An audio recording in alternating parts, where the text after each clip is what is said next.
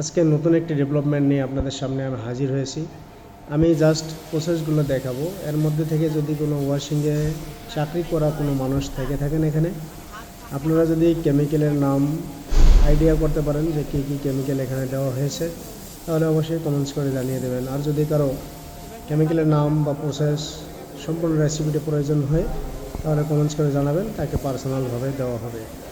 তো দেখছেন আমরা কেমিক্যালের মধ্যে কিছু তাওয়াল ডিপ করে নিচ্ছি। এখান থেকে তাওয়াল ডিপ করে নিয়ে আমরা মেশিনে দিব। মেশিনে দেওয়ার পরে কিন্তু আমরা আসলে স্যাম্পলটা মেশিনের ভেতরে দিব। পুরো প্রসেসটা এভাবেই দেখতে পারবেন আপনারা।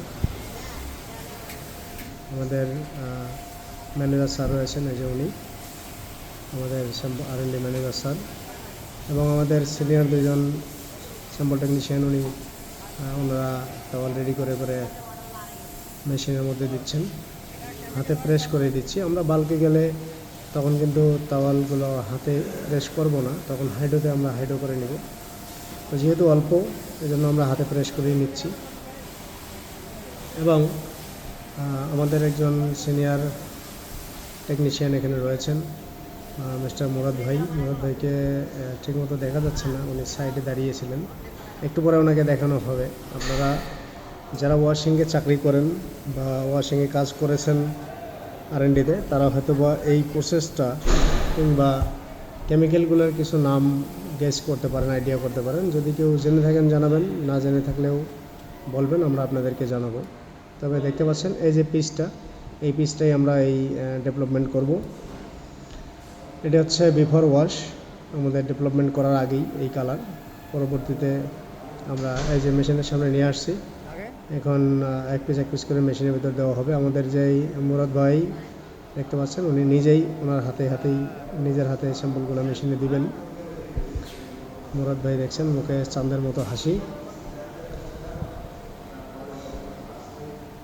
আমরা এই যে দিয়ে দিচ্ছি পিসগুলো মেশিনের ভিতরে, দেখতে পাচ্ছেন কাজ শুরু হয়ে গেছে। একটু পরে আমরা ফাইনাল আউটলুকটা কেমন হয় সেটিও আপনাদেরকে দেখানোর চেষ্টা করব। আপনারা সাথে থাকুন, দেখতে থাকুন, এবং আইডিয়া করে বলবেন কেমিক্যালগুলো কি কি আছে এর ভিতরে। যারা ওয়াশিং বা R&Dতে চাকরি করে থাকেন তারাই জানবেন, অন্য লোক অবশ্য জানার কথা নয়। তবে কারো যদি আগ্রহ থাকে কেমিক্যালগুলো কি কি রয়েছে, তাহলে আমরা তাকে জানিয়ে দেব যদি সে কমেন্টস করে। তো দেখতে পাচ্ছেন মেশিনে ঘুরতেছে। আমরা একটু 2-3 মিনিটের মতো ঘুরাই নেব। দেখতে পাচ্ছেন এই যে এক পিস বের করছে।